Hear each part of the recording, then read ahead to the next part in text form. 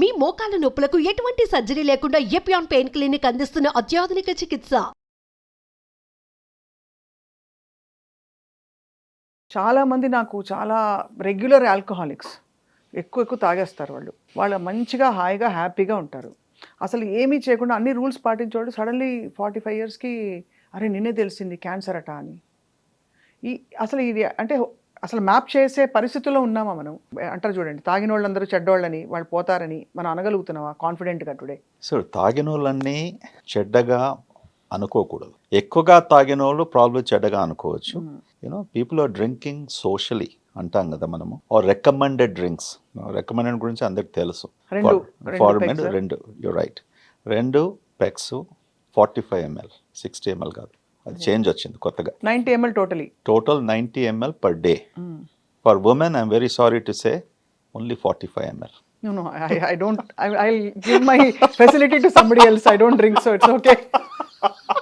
What I'm telling you is that, look at how scientific discrimination. అదే మీరు అందరు పోరాడుతుంటారు కదా జెండర్ డిస్క్రిమినేషన్. దానికి నేనేం చేయాలి? As a hepatology liver specialist ఆ సైన్స్ లో రుజువు అయింది. మీకు హార్మోన్ లేదు, ఓకే, ఆల్కహాల్ టాలరేట్ చేయడానికి, ఓకే, భగవంతుడు సృష్టించాడు. ఈవెన్ సైన్స్ కూడా ఏం చేయలేకపోయింది. So for ladies is 45 ml this thing.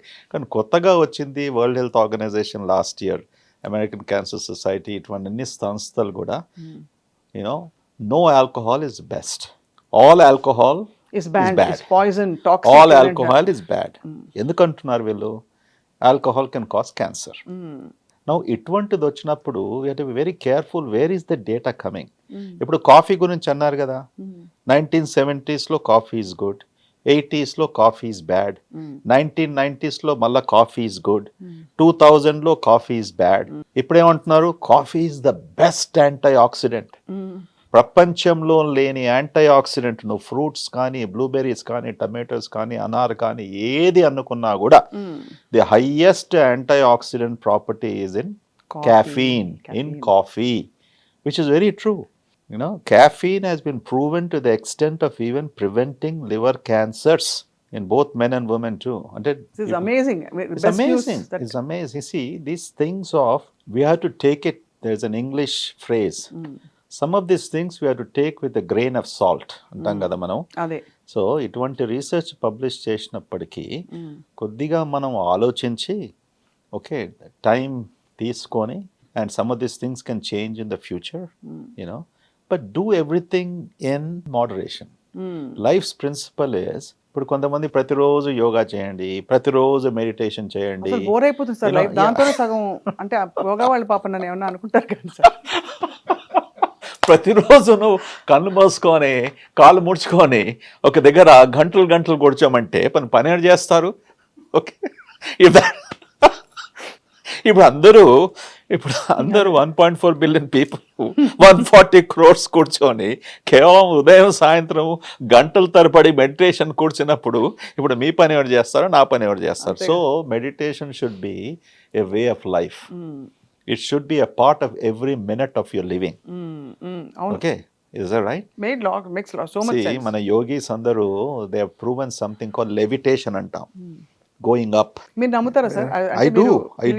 Many times in my dreams I levitate. అవునా? నేను ఎక్కడో ఉన్నాను, levitate.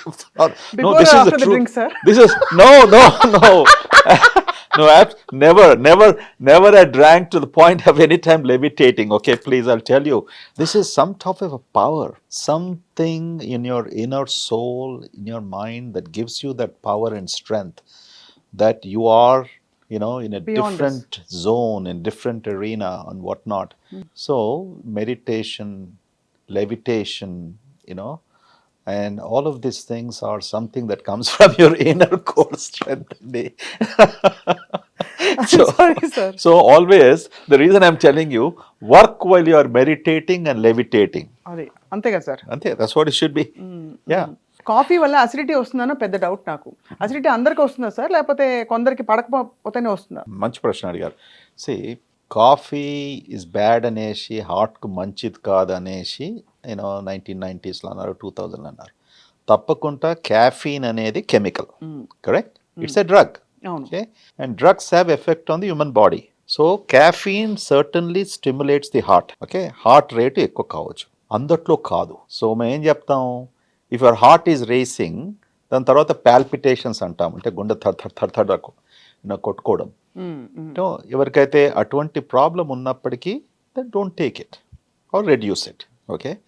But there is nothing bad about it. Just like మనం డిఫరెంట్ ఫ్రూట్స్, డిఫరెంట్ వెజిటబుల్స్, కొంతమందికి రైసు, చపాతి, వంకాయ, ఆలుగడ్డ, బెండకాయ, all the different things, everybody can't tolerate everything. The same thing, with the story of the, basically caffeine also.